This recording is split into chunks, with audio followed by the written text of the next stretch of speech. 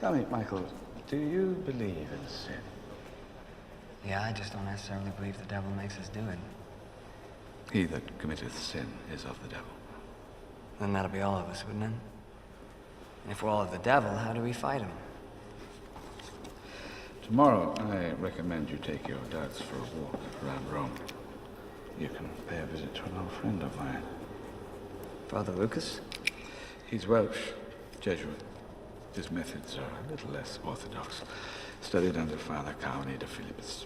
I don't know what that means. It means he knows his stuff. He'll be happy to provide you with the kind of proof you seem to need. Excuse me for Matt's to say.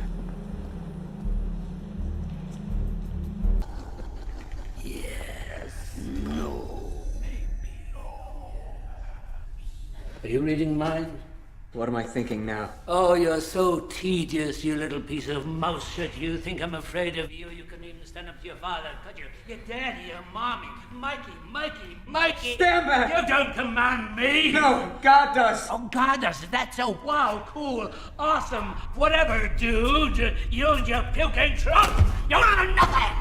You know nothing! Don't you?